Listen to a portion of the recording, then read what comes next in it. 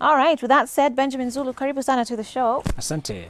Good to have you here today as we talk about bad symptoms in a relationship. And I'm certain many of us have our own hunches. We have our own experiences, things we've done before to mechoma.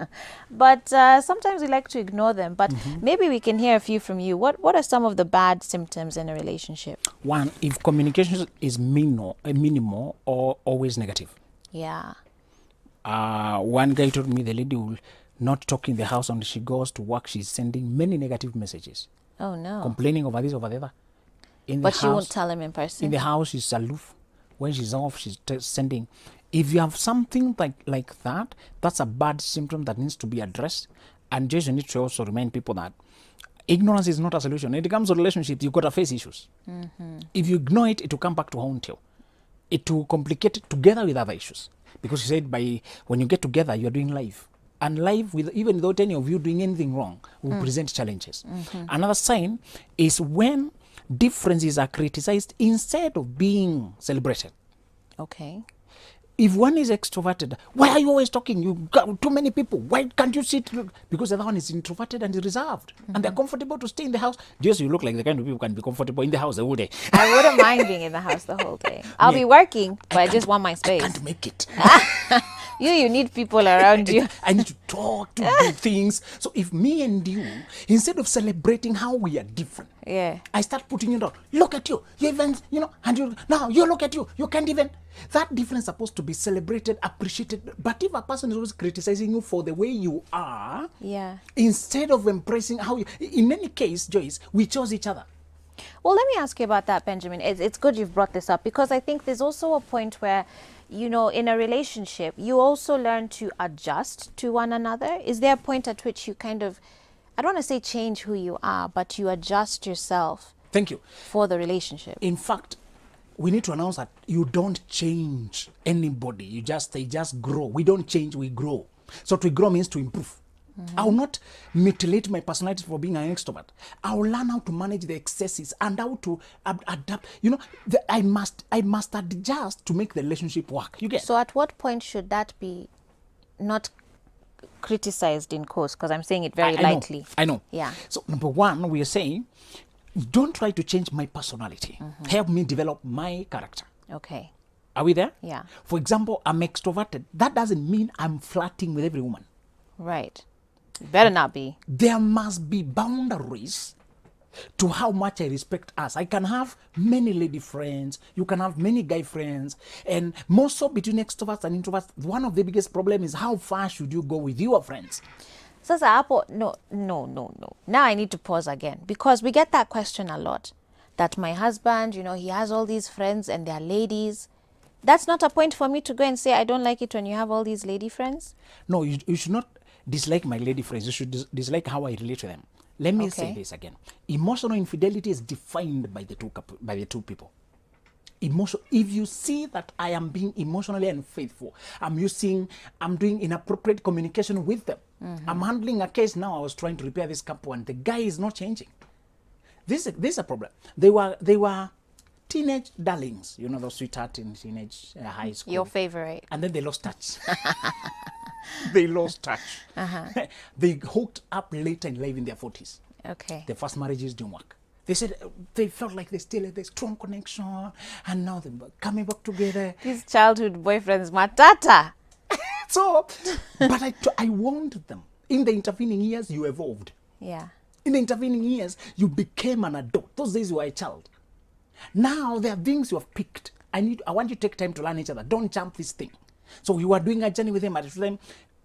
Observe more. Now it became that the guy keeps flirting with other women and says he's stopping. I say, give me time to stop. I was like this for long. You can't tell me he has to stop at once. That's how I've been talking to them. Who are these people? What? And it's the kind of praising a woman inappropriately the same way you should be praising your woman. You understand? So the flirting, the names I use, I tell you, there are people who use sweetheart loosely. The context is everything. But if the partner feels violated and that you're emotionally cheating on them, the problem is not that I have friends. Yeah. Joyce, it's how you relate with them. Your partner is a public's mind. You have a spouse who's public like me. I am.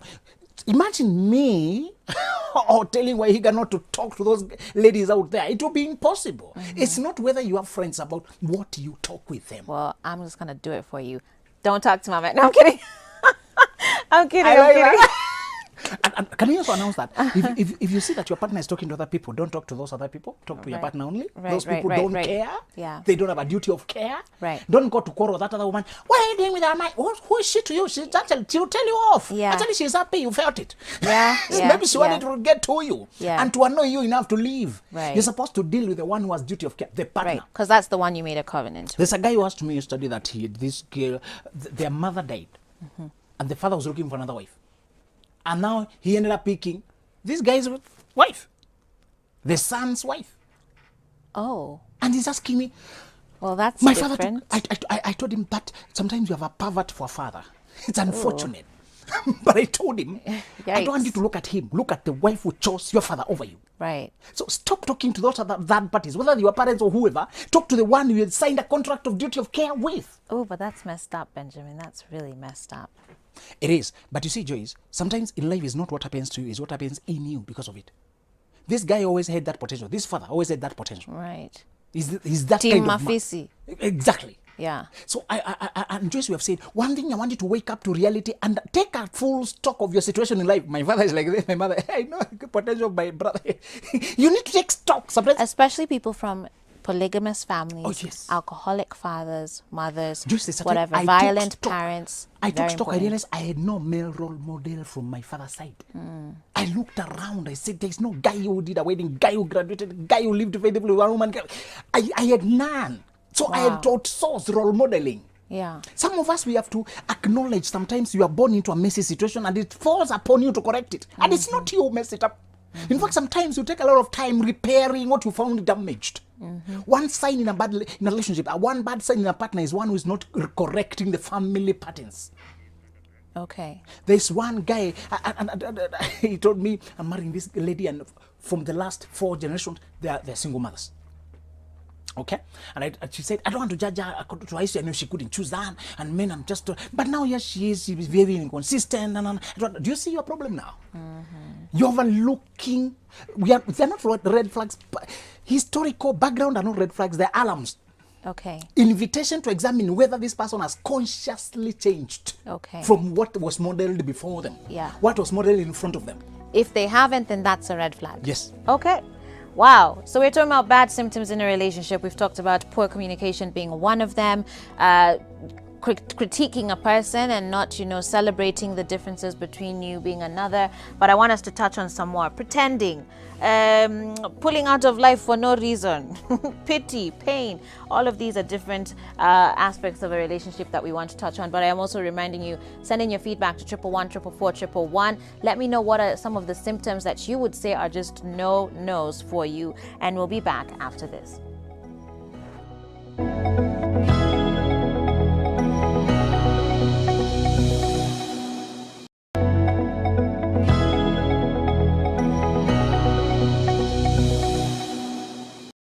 Hey there, everybody. Welcome back to Full Circle with Joyce.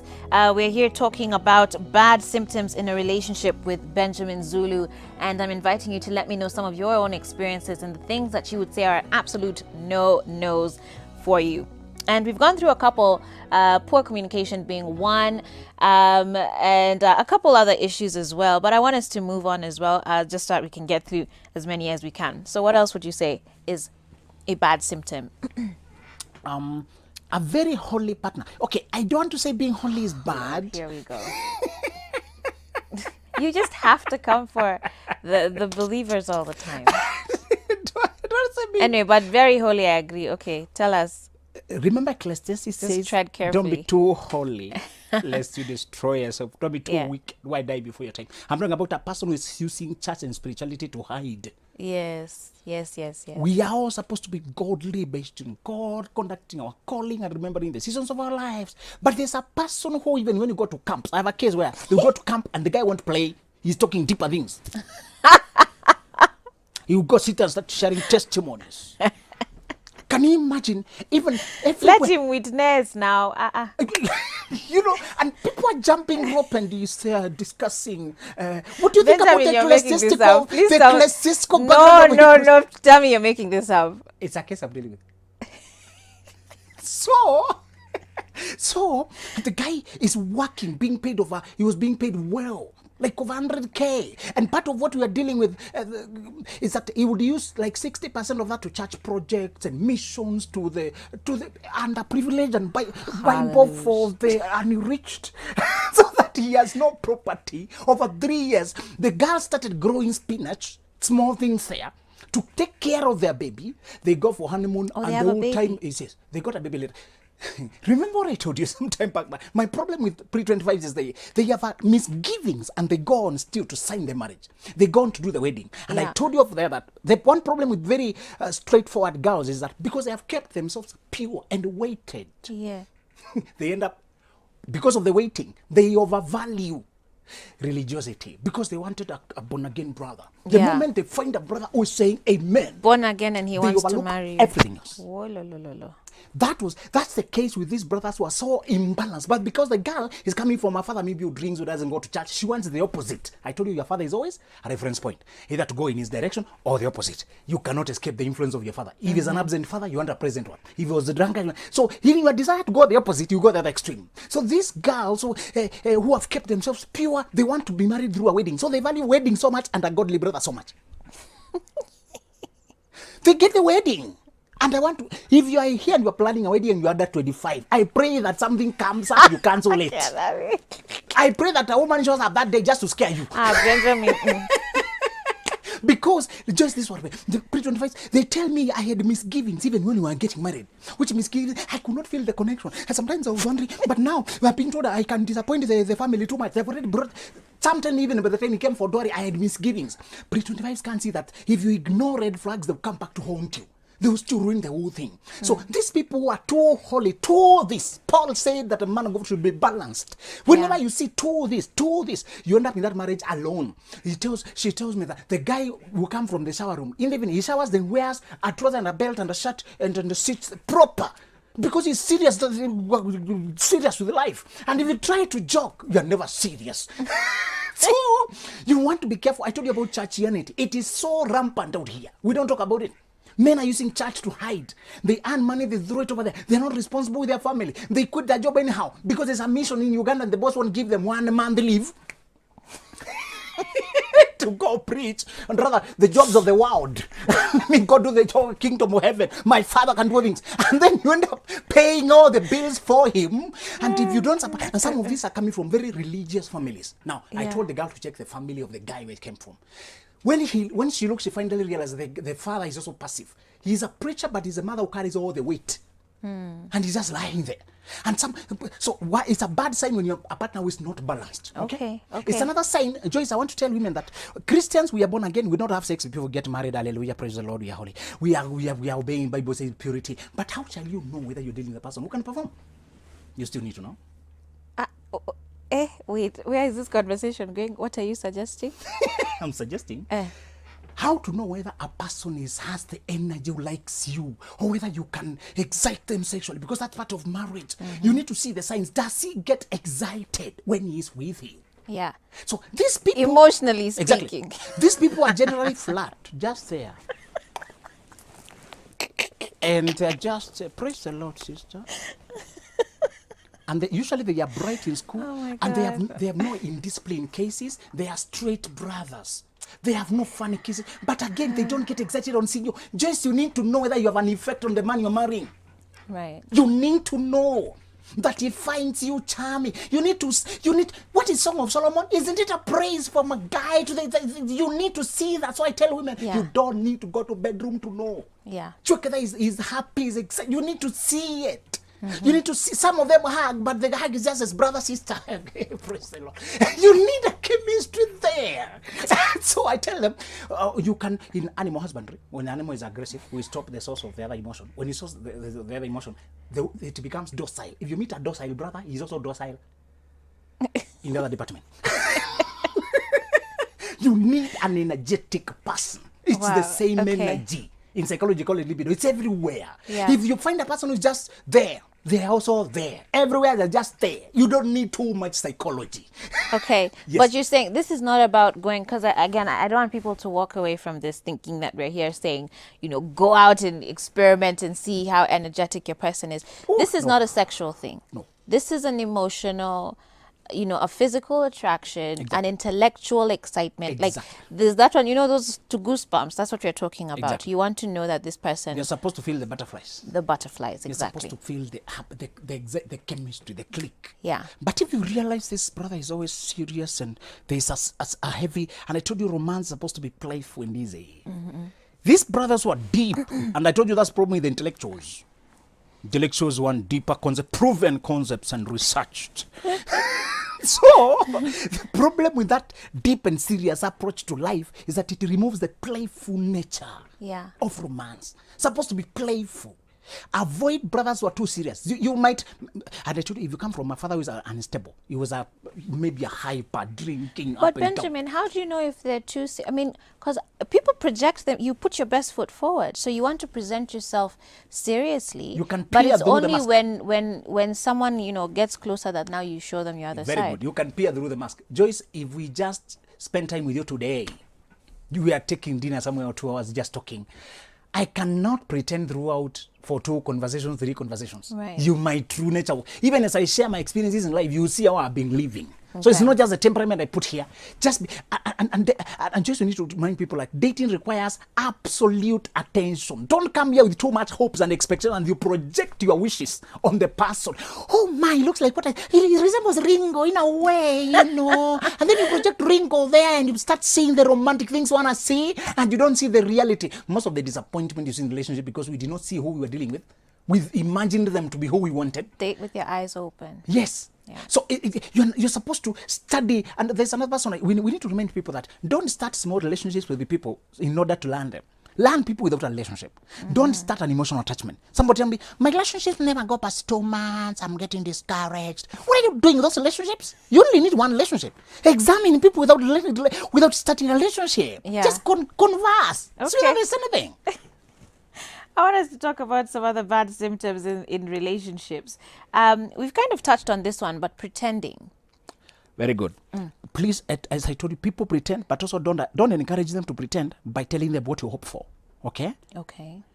Because you're leading them to try and guess the answers. If I say I wanted a godly girl, I was hoping she's prayerful to be praying for me, and a girl who values family above everything, you will say that to get me. Yeah, me actually I value God. From the time my mother has been telling us every time. We have recited the mother has been drawn into the conversation. Everybody knows John 3:16. You remember that, even that verse?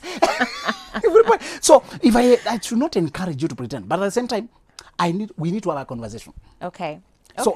So you don't encourage people to pretend, and learn how to peer through masks by value what you see over what people say.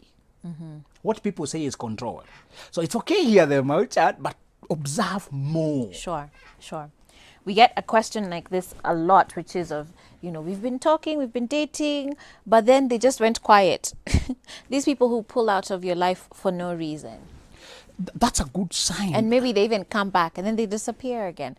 But I wonder why just you that stay one even. act of pulling out. Let's stop asking why. There is 1,000 reasons why people pull up. People are scared of intimacy, Joyce. People like the idea of love in the abstract. The moment they find it in reality, some will vamoosh. They come from a trauma that has been unprocessed. Can you remind our viewers that if you don't process your childhood trauma, your romantic relationships will deal with them? If you do not deal with them, your relationships will. Yeah. They will expose them. What we need to tell people is, don't care why a person disappeared. Deal with the disappearance. They tell you they are unreliable, they have unresolved issues. Please be thankful they disappeared before you married. So this is not the time where you reach out to try and help them. Don't. Give them comfort. Send a pastor. Assure them that give the you're number not... to your pastor. That brother has a serious problem. We are dating and never moved.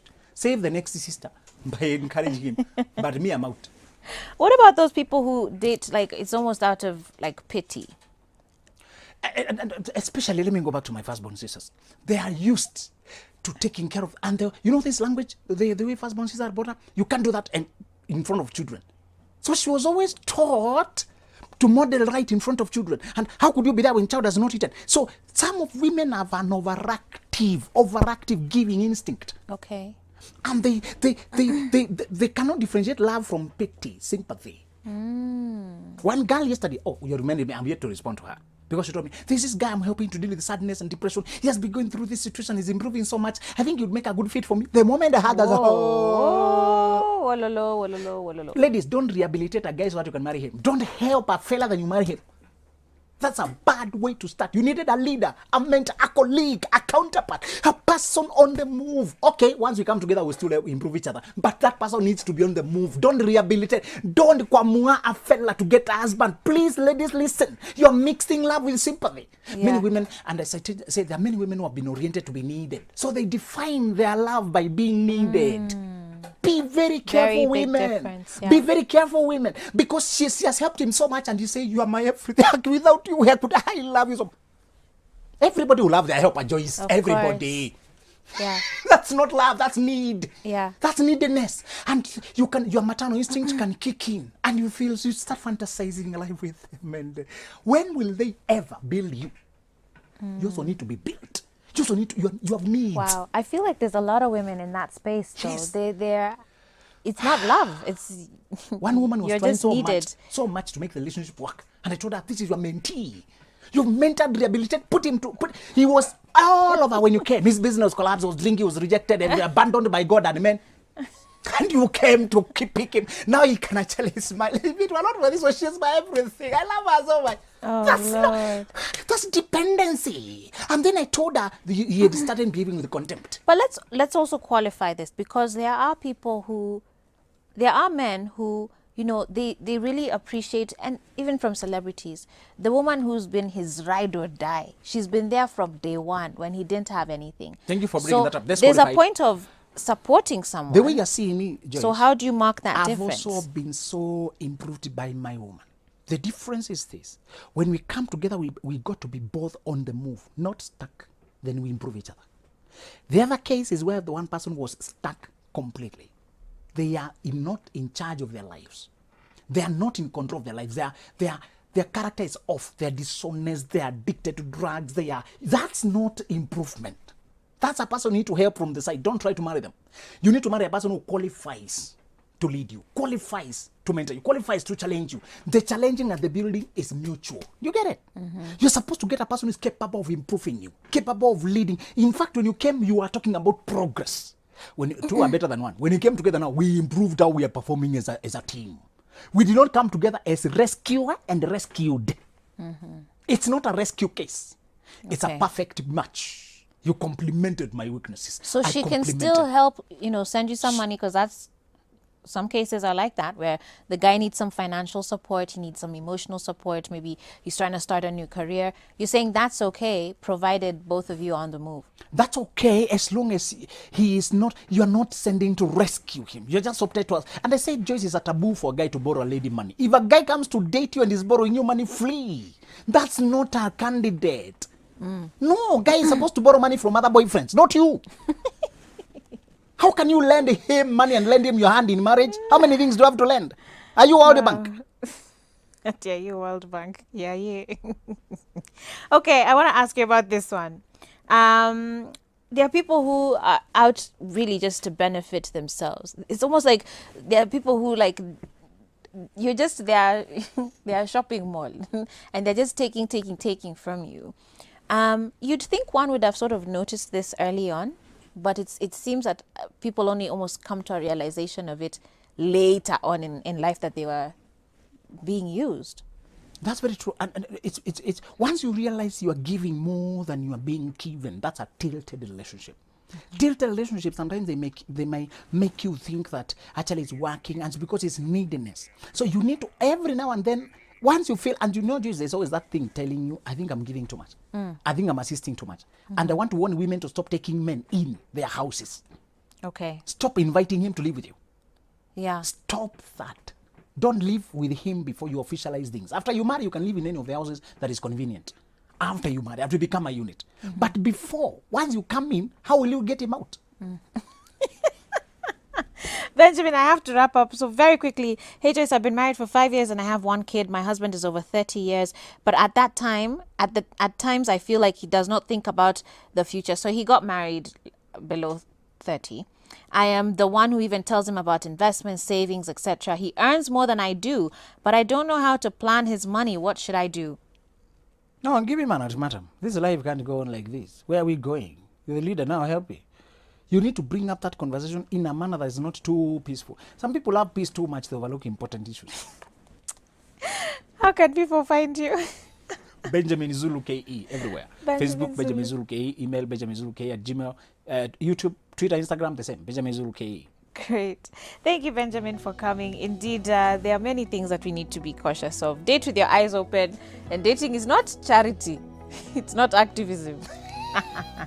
We should make that a t-shirt. Exactly. All right, guys, 111 is the SMS line. We'll be back after this with our final segment for the day. This is Full Circle with Joyce.